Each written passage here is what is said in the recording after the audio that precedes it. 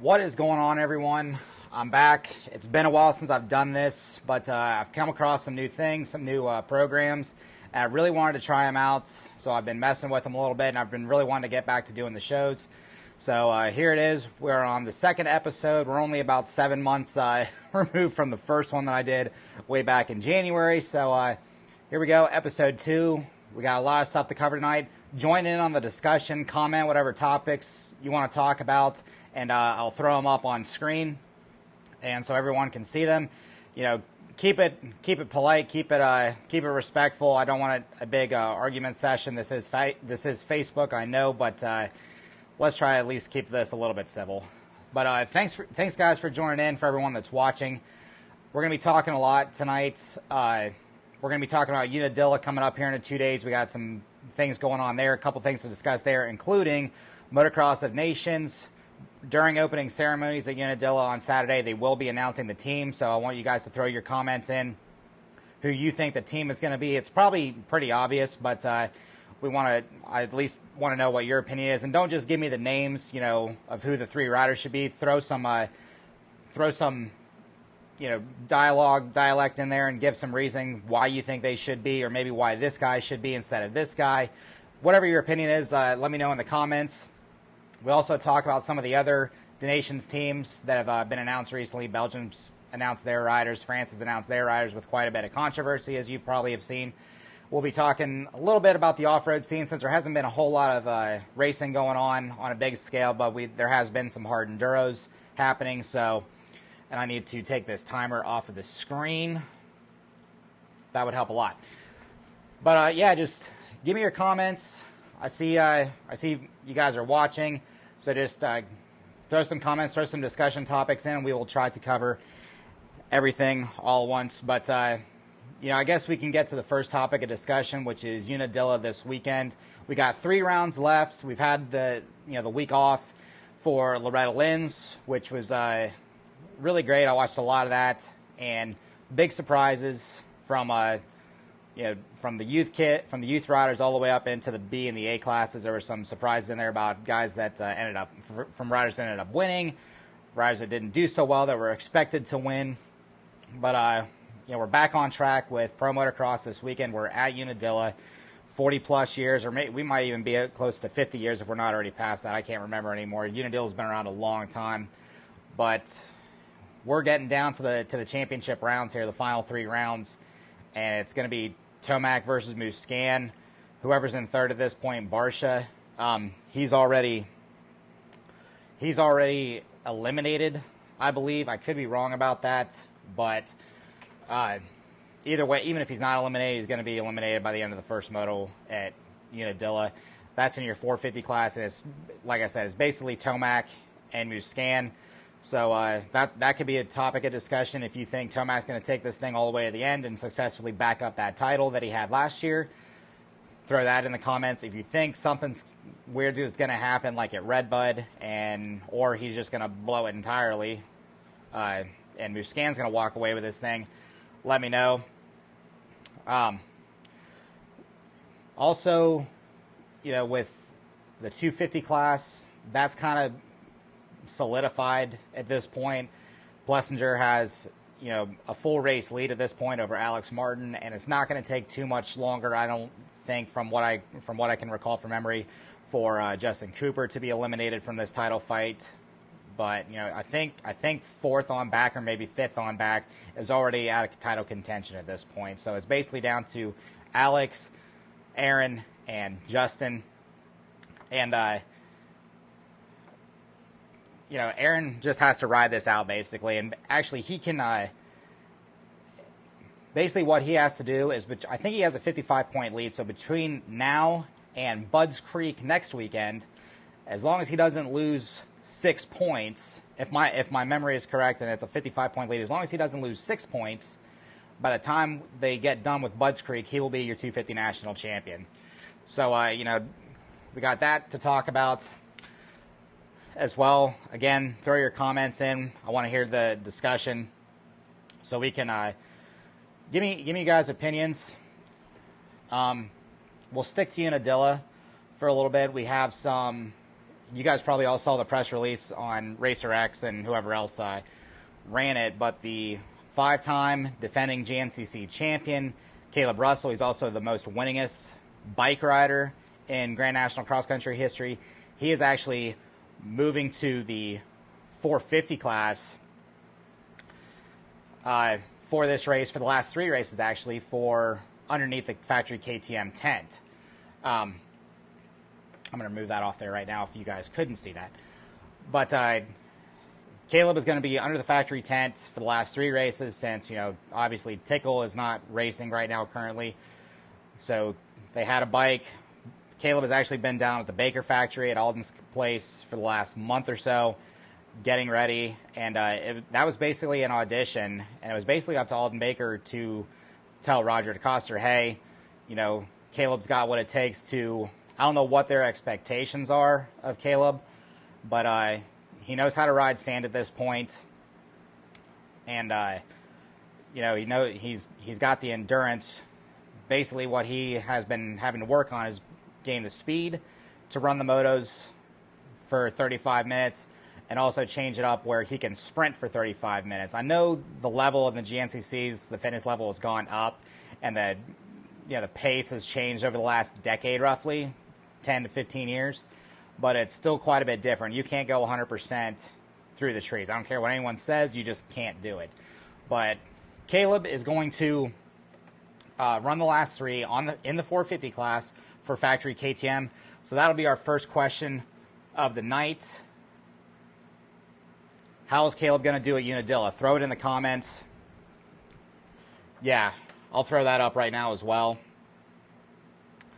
Yeah, Josh, Caleb is going to race. If you missed what I said, I know your comment just popped up. Caleb is racing. You know, like I say, he's going to do 450 class. So let me know in the comments what you think he's going to do. Throw some moto scores in there, and just we'll kind of mix this up a little bit. If he's going to be in the top 10, top 15, you know, just whatever his fitness is. Yeah, exactly right. He's been there for the last month this year, but he's been there the last 3 summers and the last 2 winters. He spent more than just the last month down there. He's on the program with Alden. There's also been a little bit of help from Charlie Mullins in there. Thanks, Tina, for reminding me of that one. But Caleb has been down at Alden's more than just the last month. He's been there the last few summers. Anyone that hasn't known that already knows that that's what he's been doing. And now that, you know, Alden is with the KTM group, which also extends on to Husqvarna, Caleb has been taking advantage of that and going down to Alden's place this year especially, and including the last 2 summers with a couple of winters thrown in there as well. But give me your opinions in the comments if what he's gonna do, if he's gonna, you know, give me some moto scores, not just give me an overall, but give me some moto scores, and let's just bounce that around for a little bit. But I think I definitely think Caleb's top 15. I remember when Caleb first tried nationals, and a lot of people don't know he even tried it, but he tried Redbud back in 2010. Yeah, 2010. I was actually there, wrenching for a couple buddies of mine who were running the 250 class. And Caleb at this point was still running XC2 in the GNCCs, I believe, or maybe he was a rookie in the XC1 class. What are we, 2018? No, he was still running XC2, I think. But so he came in, and he was factory KTM on the off-road side of things, but KTM still wasn't completely on par with their program on the motocross side of things. You know, they weren't at the level that they are now. Caleb showed up in that old box van that he had completely on his own. And I actually remember rolling into the track that morning, and I don't even think anyone was up yet. Like, all the team members, the mechanics and everything, they were rolling in. I think everyone was still, all the spectators and everyone was still passed out and hungover from the night before, because this was still when the races were on Sundays, I think. Maybe Saturdays, but either way. But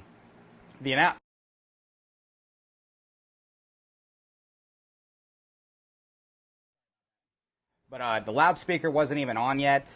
You know, no announcements were being made, and Caleb was sitting outside of his box van. I could just tell by looking at him that he was nervous. He didn't put it into the Fast 40 that day, but I know, just like anybody else, he learned a lot from that. Well, here we are 8 years later. obviously Caleb has improved as a rider, so we'll see what he can do. I think top 15 is a safe bet. It would not surprise me, in all honesty, if he can put it into the top 10 with all those guys. Caleb has definitely got the endurance. Whether he's got it for 35 minutes when his level is raised is a question. However, I think Caleb's going to surprise a lot of people. Maybe some that he won't surprise, but I think he's going to show a lot of things. And remember, a lot of people don't realize this either. 2009, in the A class on amateur day at Steel City, he actually took a moto win over Blake Baggett in the A class. A lot of people don't remember that. A lot of people don't even know that. But at Steel City Amateur Day in the A class first moto, he actually beat Blake Baggett. Yeah, Blake had a crash and everything, but Caleb didn't crash, and he was able to pull out a moto win over Baggett. And this was right before Baggett got signed to the Rockstar Suzuki team, which was his first pro contract. Look at some of the comments right here. Luke says top 8. Todd, you got 25th. Isaac, you got 32.29. Todd, you're saying I think crashes will be the issue this race and he'll improve for the next one. Maybe. We'll see. However, right now the forecast is showing rain, and Caleb has improved greatly on his mud skills the last few years. You know, before he hated riding the mud. Anytime he showed up in a mud race, it just was not his cup of tea. He dreaded it. He did not even have the right attitude coming into a mud race, but he has definitely improved on that, and he is now a mud rider. So I think if they get a deluge like they had last year and what they've had in past years, I think that might even work into his benefit a little bit more than everybody else, just because of the crap that he has to ride in through the woods. Tom's in the top 10. Maybe it'll rain, and he will give us some lessons. That's right. Top 5. Somebody thinks top 5. So, let's see, Jackie actually thinks top 5. So, man, we need to place bets on this, honestly. But that was the big storyline. You know, the KTM brings the off-road kid into the pro motocross scene. So we'll see what happens. And one more. His endurance will not be a factor, but moto speed might be a problem we should see. Yeah, you're right. His endurance isn't an issue in the long game. This is a little bit different, only because it's a 100% effort right out the box for 35 minutes compared to 90%, you know, the first half hour at a GNCC, and then you got to raise it up from there, but you never hit the full 100. You only in open fields. You can't run 100% right off the box. You know, you can run close to it, but you can't, from what you can do on a motorcycle, translating it through trees, you really can't throw 100, you can't really throw that kind of intensity without having a major crash.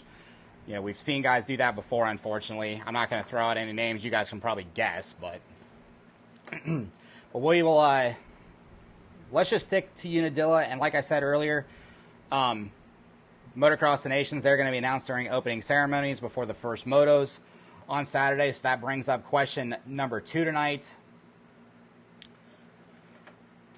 If I can even find the thing. There we go. Who do you think is on the USA Motocross of Nations team? I mean, I think the obvious choice right now is going to be Tomac on the 450, Plessinger on the 250, and then Barsha in the open class.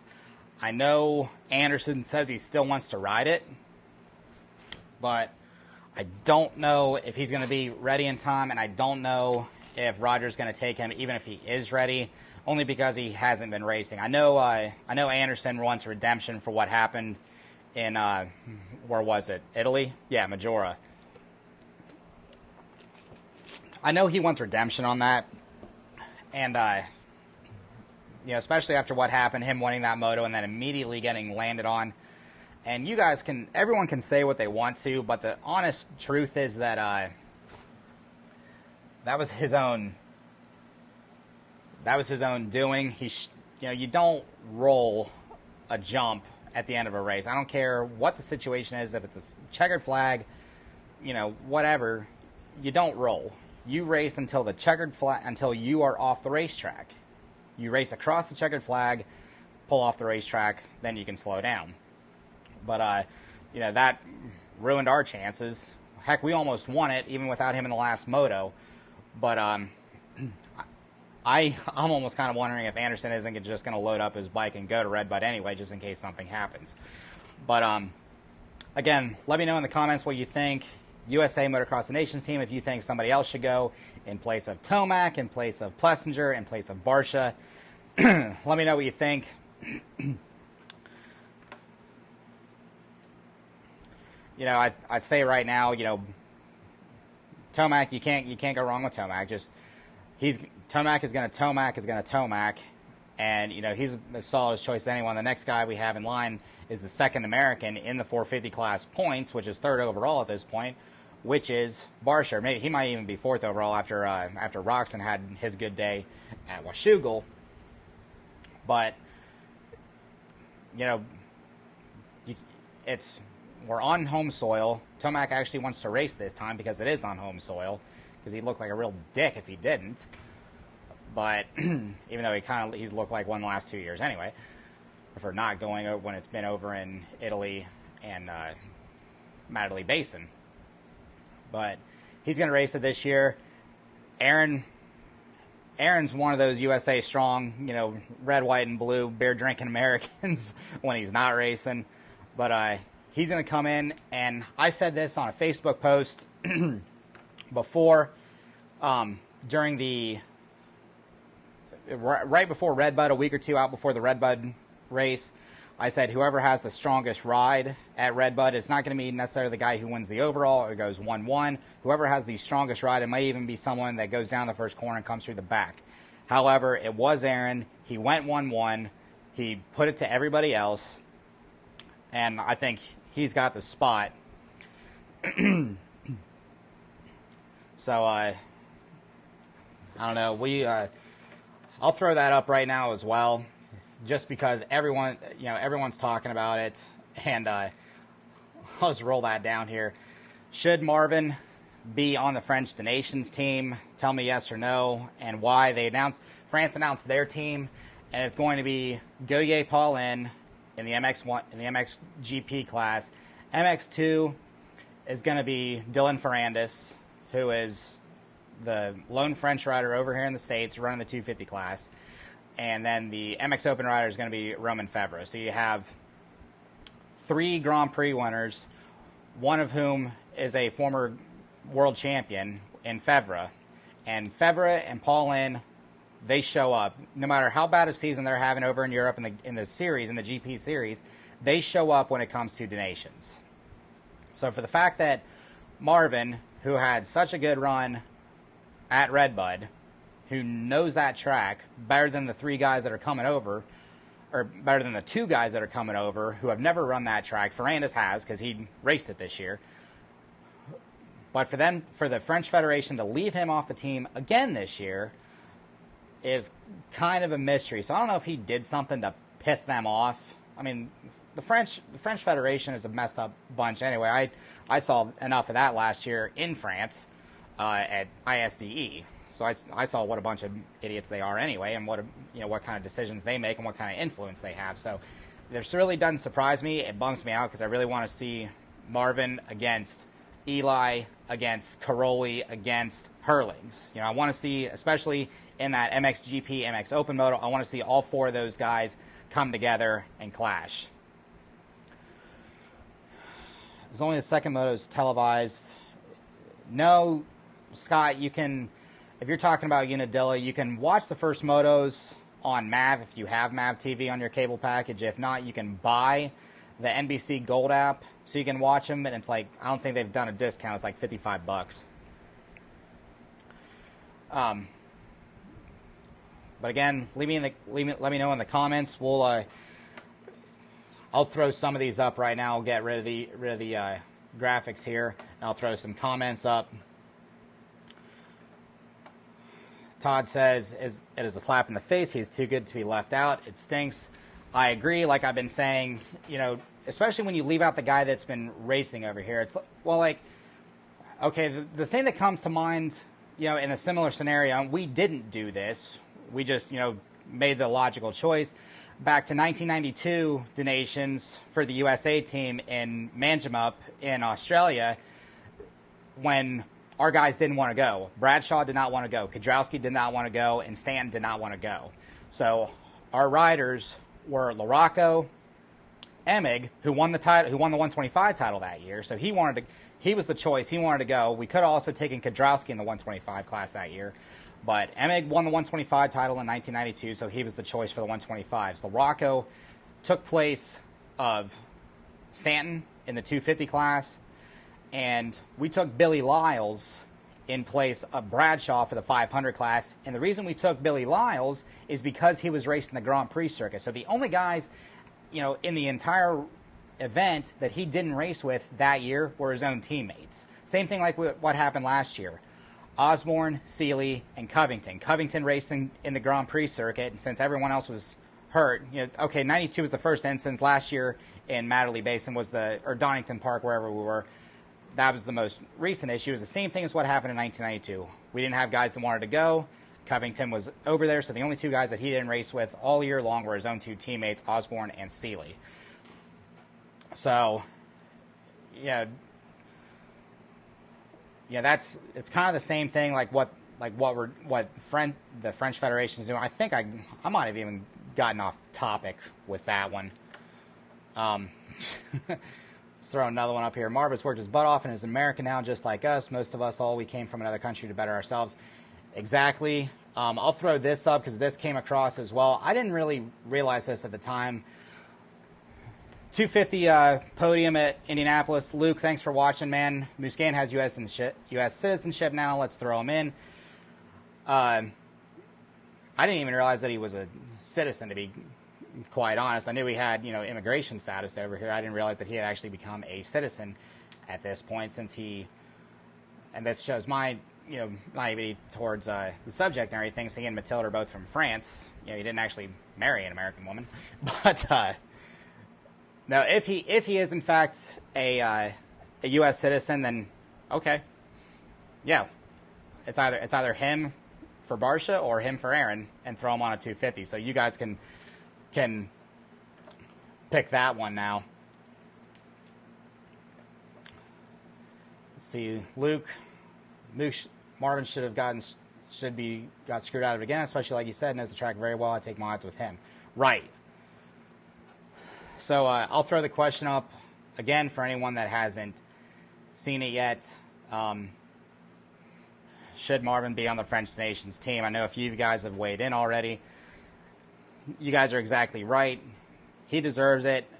The only defense that I have for the French Federation that makes the selection, I don't even think it's the team manager that makes the decision like it is with us, with Roger selecting the team. I think Roger gets a little bit of influence, but I think, for the most part, it's his call. I don't know if it's the team manager, whoever that is. I can't remember who it is off the top of my head. But the only defense that I have for the Federation is the fact that they've won the last 4 years. They've done it with Gautier, and they've done it with Roman, and then they've swapped guys out. Marvin did it with both of those two in 2015. I can't remember who they did it with in 16. Maybe it was Tixier. And then last year they were out of options. I think Marvin was hurt, or they still didn't pick him either way. So they bring in Charlier, who at this point was a moto rider turned off-road and raced the Enduro GP series. And he just came off of a gold medal with the winning French team at the ISDE in France. And he was, he came from a moto background anyway, so they're like, okay, he knows how to race. He's raced this track before. Charlier had raced Matterley Basin before, Donington Park, whichever. They're like, all right, let's do it. All we need is one decent moto out of him. Roman and Gautier can pick up the rest of the slack, and that's exactly what happened. So they've won it with Marvin, and they've won it without Marvin. So you can't, in their defense, they've got a pretty stacked field of riders. So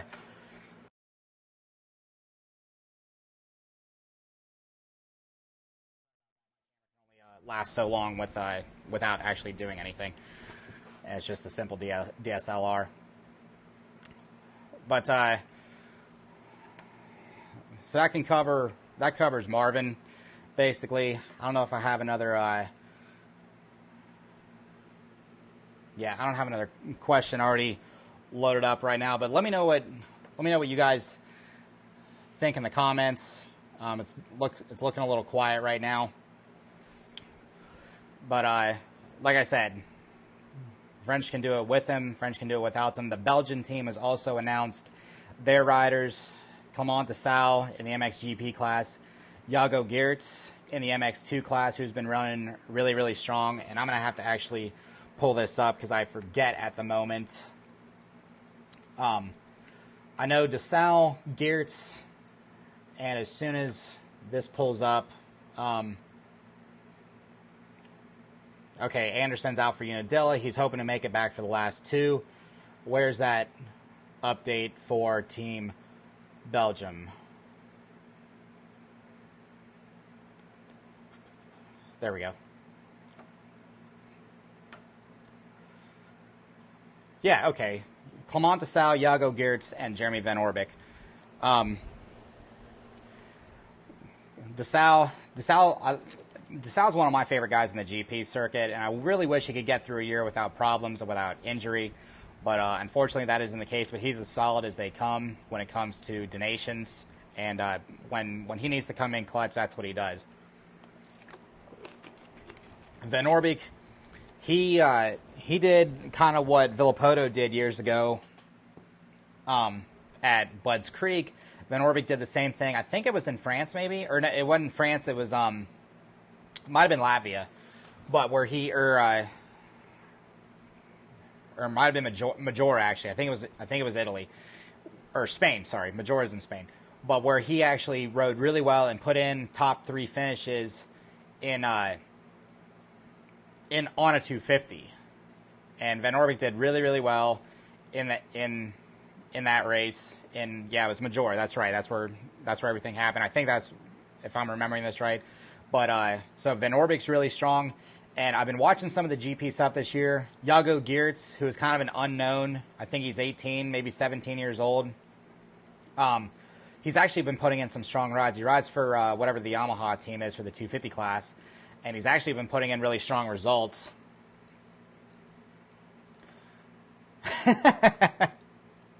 I'll just throw this out there since we were talking about Marvin. Thanks, Kevin.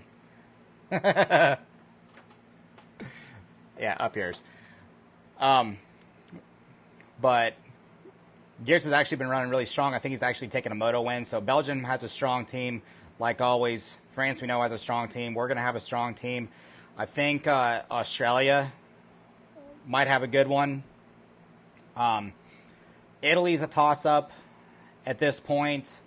Latvia is not going to be a factor. They might, best case scenario, Latvia makes it into the A final, and that is solely on the back of Tim Geiser, who is the 2-time defending world champion, or not defending world champion, but he is a 2-time world champion in the one in the 250 and one in the 450 class. But we're about a half hour in right now. I'm gonna take a quick break. You guys can check out this plug. Again, this is the Motocast episode 2. Thanks to our sponsors. This is presented by AOMC. For all of your products, parts, and accessories for any motorcycle, head on over to aomc.mx. I also want to give a shout out to Flow Vision. Thanks for hooking this up.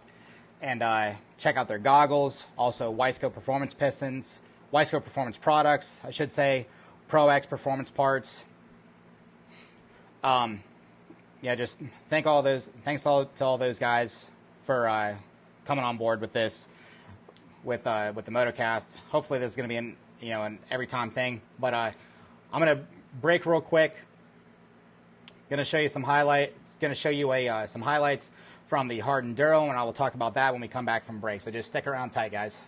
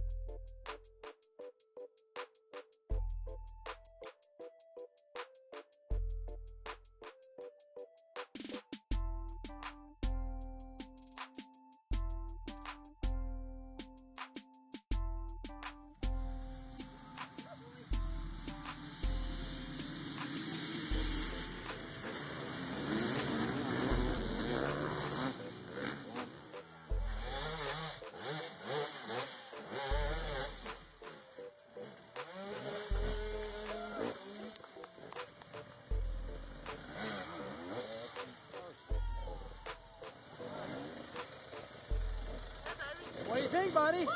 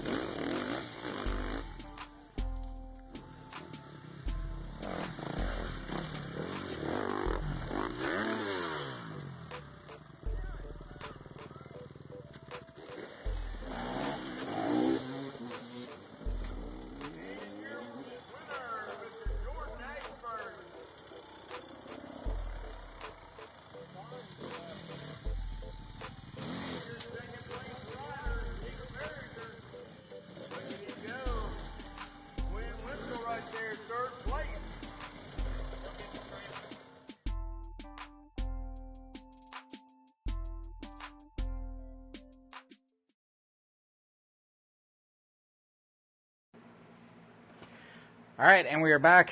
Let me know what you guys thought of that one. That was from the Bad Medicine at Fallen Timbers Hard Enduro.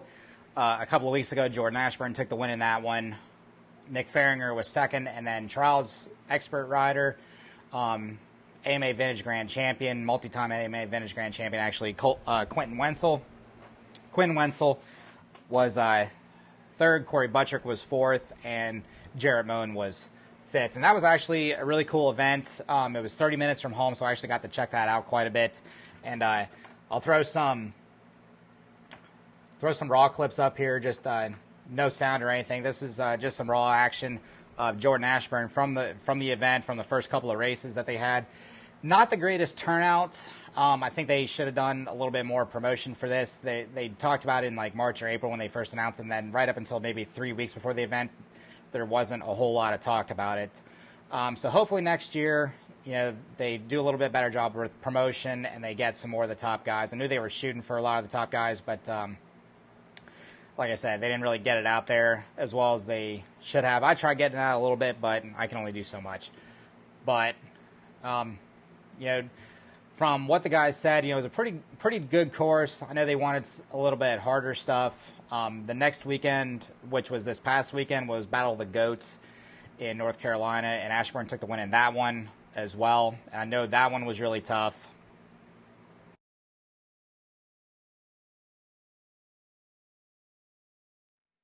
As soon as I get a better camera, this is gonna be everything where I'm not having to deal with a standby time. So sorry again about that, guys. But no, Battle of the Goats was last weekend, and Ashburn took the win in that one. Bring that back up here, and they wanted a little more challenging stuff. So next year, hopefully, the guys that were kind of in charge of course design and development will add a few more things in there. I know it was really tough on all the guys with some of those sections that you saw with the cliffs from Jordan right there, a couple of rock faces that they had to get up, some hill climbs that were pretty tricky.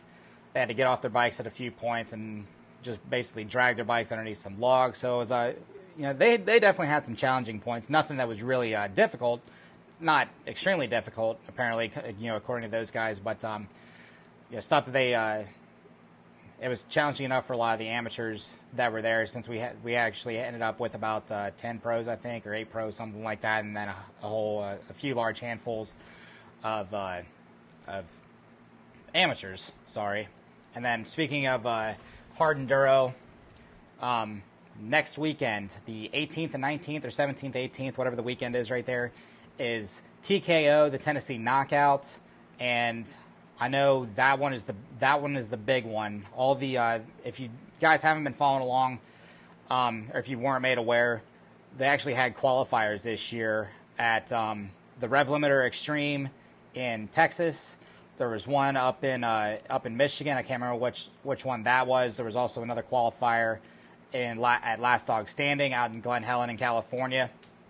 So there was there were 4 or 5 qualifiers, I think, for TKO for the amateurs. The pros are already pre-selected, so guys like Cody Webb, Colton Haker, Josh Toth, Ben Kelly, those guys are already pre-selected as pros. They didn't have to qualify.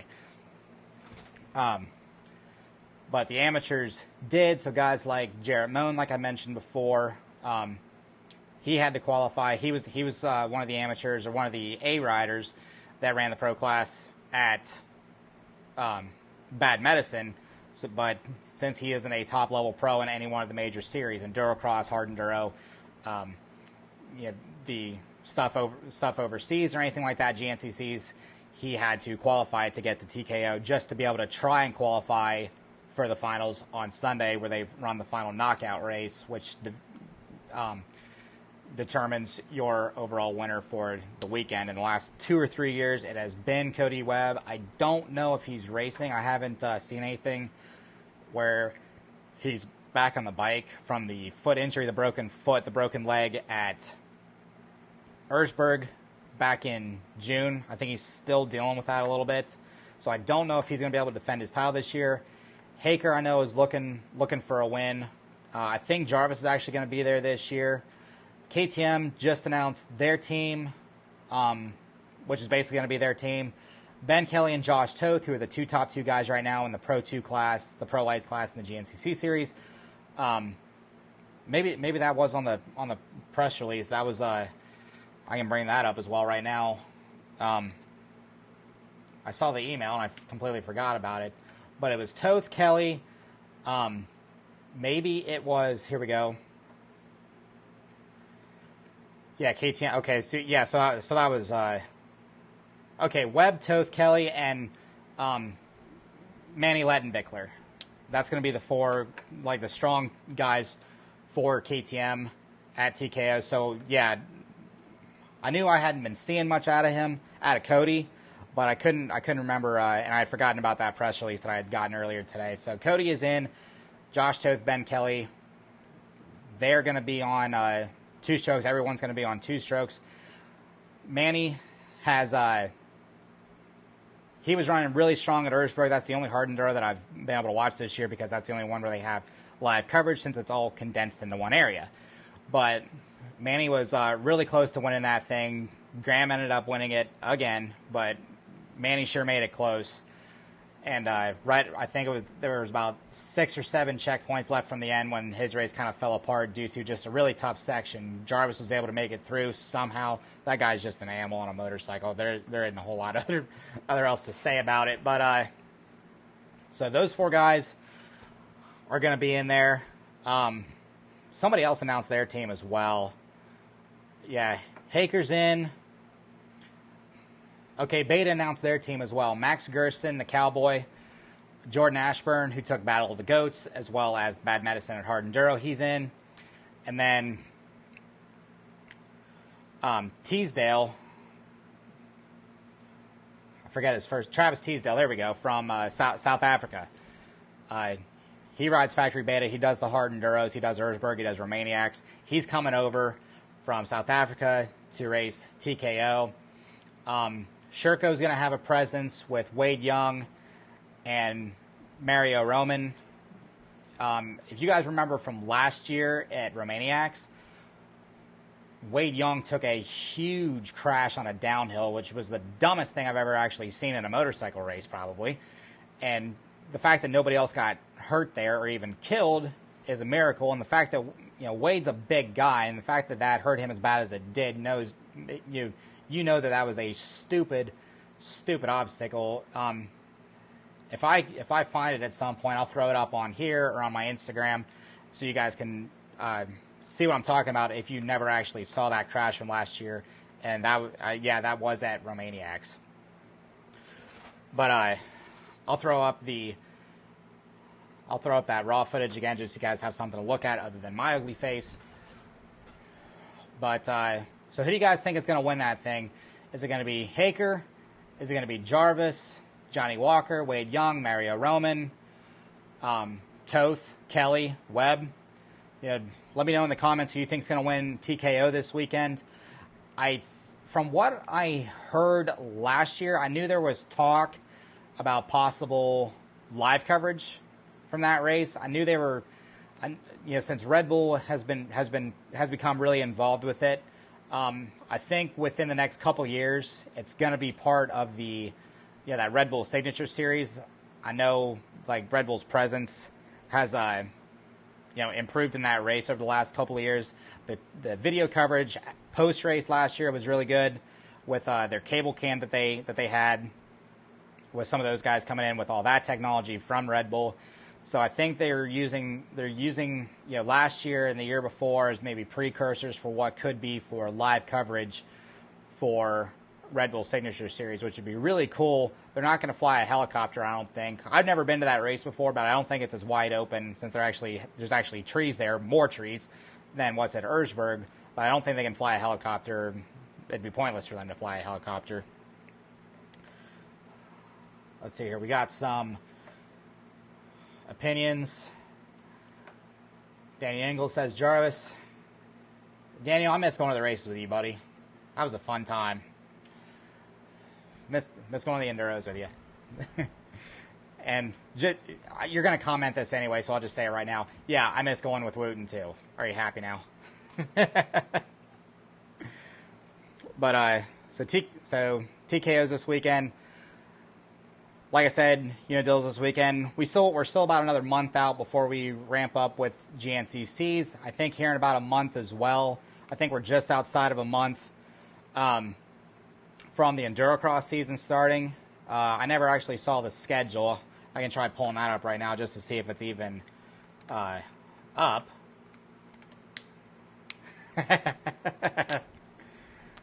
Yeah, exactly. I do miss his cuddles. If we're going to be completely honest about it, even though we never did.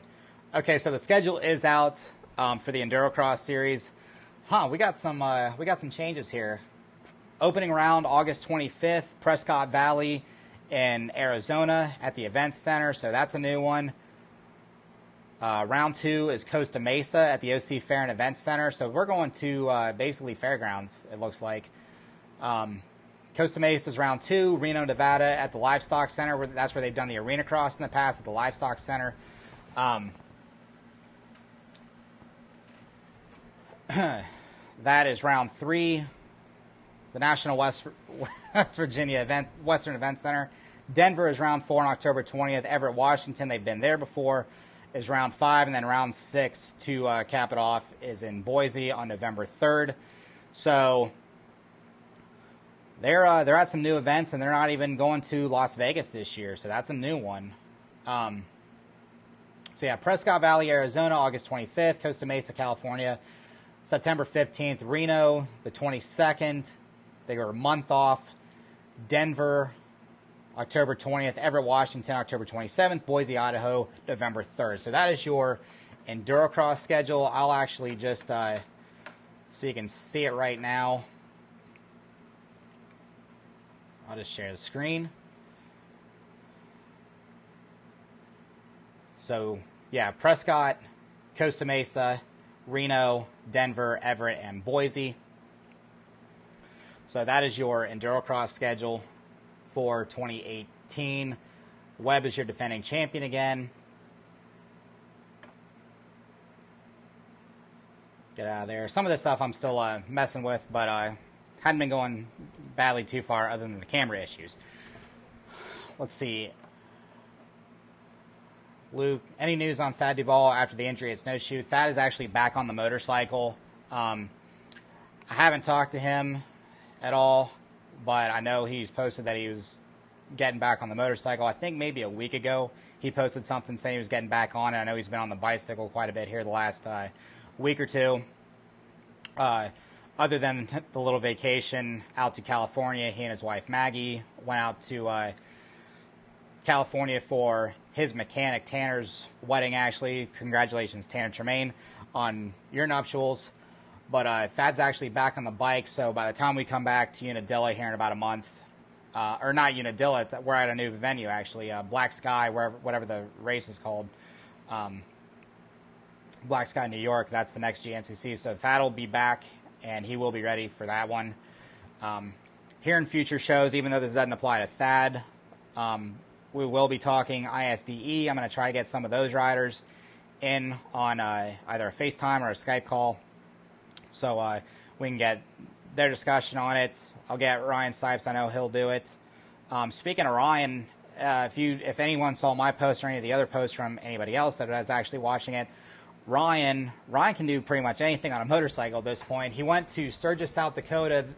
Sturgis Bike Week was last week, or it's over a 2-week period, I think, actually. But he went up to Sturgis, and on Sunday night ran the TT in the singles class. He already did one earlier this year. I think it was Kentucky or Illinois or something like that. But he went up to Sturgis, took his 450, his Husqvarna 450, and won the singles class, the single cylinder class, at the Buffalo Chip TT, which encompasses the parking lot and the bar and everything. So anybody that's around the bars at Sturgis can watch that race, which is really, really cool. I want to go up and check that event out sometime, because that is such a cool area. I actually drove by the half-mile track where they ran on Tuesday night. I drove past it when I flew out to South Dakota and Wyoming for a national enduro when I was covering that series. And you can actually see the half-mile, or the backside of the bleachers at the half-mile course, at the Black Hills half-mile course, which is really cool, because it's only about a half-hour's drive from the airport there in Rapid City, South Dakota. So I want to go up there sometime and check out Sturgis Bike Week, and check out the TT, check out the half-mile, stay up there for maybe a week or something, and really check out the atmosphere. I know it's a little more rough than what I'm used to from stories that I've heard with compared to Daytona Bike Week, which I'm there for every year. I didn't even go out to Daytona Bike Week this year. I just wasn't in the mood. But from what I hear, Sturgis is a little bit rougher. That's true biker crowd. But I still want to go check it out, and I still want to check out the TT, the Buffalo Chip TT, and the Black Hills half mile, which is really cool. Plus, Mount Rushmore. I got to see it at night on the way back from the enduro with Daniel and Will, and that was a lot of fun, actually. That was a really cool trip. That's what I like. I got to see cool stuff, and I made money while I was doing it, which is awesome. But we're gonna take one more quick little break here. I'm gonna throw a plug in for AOMC. Thanks again to AOMC for being the presenting sponsor of the show. Thanks again to Flow Vision, Wiseco Performance, ProX parts. Wiseco and ProX are under the same umbrella, but thanks to those guys. Like I said, Flow Vision goggles. Check out their stuff, seriously. They got some awesome goggles. Small company, but they are growing quick, and they are great guys to work with, so check them out. And I'm going to throw up this plug right here, and then I'll be back to wrap it up here, and we'll cap this off right around an hour. So throw up this plug, and I'll be right back.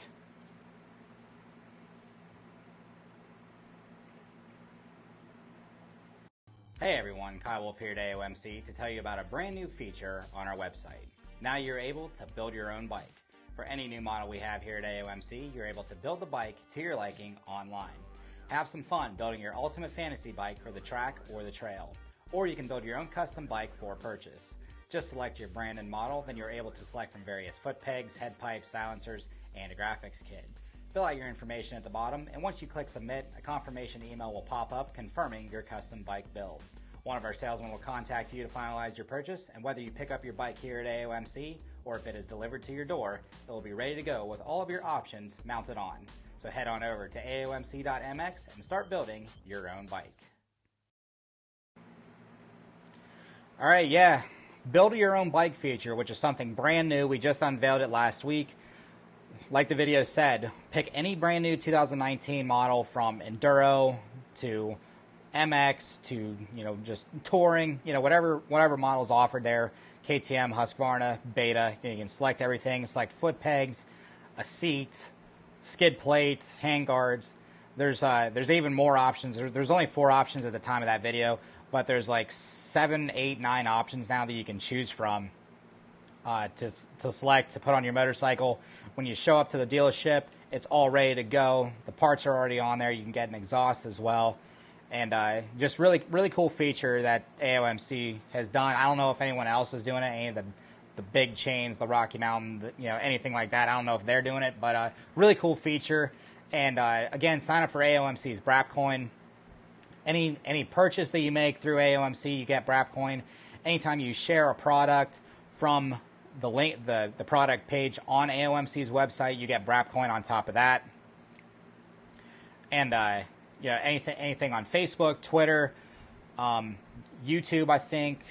I don't know if I don't think you can share anything from like an Instagram feed or anything, or I don't know if they're doing Pinterest or not, but Facebook and Twitter for sure. If you share anything from the product pages to your Facebook and Twitter profiles, you get BRAP coin rewards there. And anytime, like I said, anytime you purchase anything at AOMC, you get BRAP coin rewards there. You can build up your rewards points and apply them towards future purchases, which is a really nice feature. So if you haven't already, create your account, aomc.mx. Whatever they don't have, they can drop ship to you within a couple of days. Really nice feature. And great products, great parts, great accessories. And you can't go wrong. They're a great bunch of people to work with, doing a lot of sales for a small company. And also check out P3 Carbon if you're needing a new skid plate. Check out P3 Carbon as well. They got their skid plates.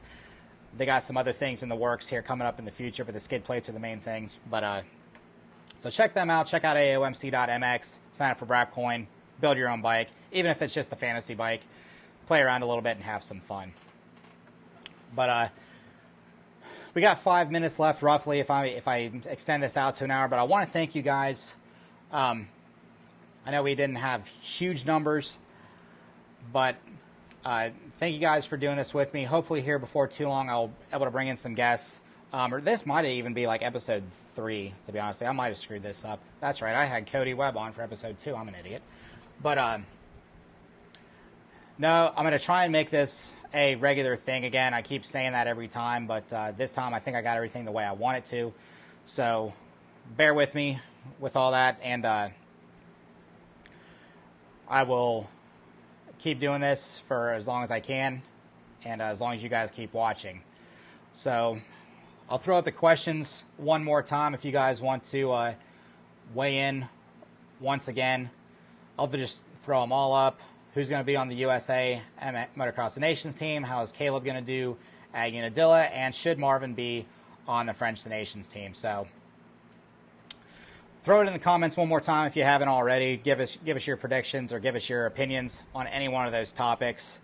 Couple of you guys have asked what my opinions are on Caleb. I'll throw out 2 options, and these are solely based on weather. If it's dry or if it doesn't rain, I'll go 16-11 area for the 2 motos if it's dry. And if it's muddy, if it's a disaster, I'll go 13-7. I'll put him in the top 10 for one of those motos if it's a deluge. So I'll throw him into that mix. And and a lot of people, and this is one of the things that I just don't like about how the program works with the time qualifying, because the track changes every single lap. This isn't road racing. This isn't NASCAR. So lap times don't mean squat. I'll give you a perfect example. Now, one time this year has Plessinger been the top qualifier. There's only been twice that he's been in the top 5 in qualifying, or 3 times. Most of the time he's been outside of the top 5. One time he's been outside of the top 10, and he's won 4 of the 9 races, or 5 of the 9 races, whatever it is, 4 of the 9. So that tells me that lap times don't mean squat. So you can't bank on that. I have people telling me that the Caleb looks good. He's putting in good times with Marvin and with all the guys down at the Baker factory. But we'll see how it comes on race day. I know Caleb is a racer. So I think, you know, even as good as his practice times are, I think he's going to be in better shape when it comes time for the race. So, guys, thanks for watching. And, you know, like I said, I'm going to be doing this, hopefully be doing this a lot more. And I will see you guys in the next one. If this was episode 3, then I will see you guys at episode 4, hopefully next week. And we will talk a lot more and get you guys more involved in the discussion. We'll talk a lot more about Unadilla once it's over and once we actually see some racing and we can give some analysis on what happened. So thanks again, guys. Watch for Unadilla. It's on Saturday. I think second motos are live at 4 o'clock, maybe. So I could be wrong about that. Don't take my word for it whatsoever. But thanks again, guys, for watching. I will see you on the next one.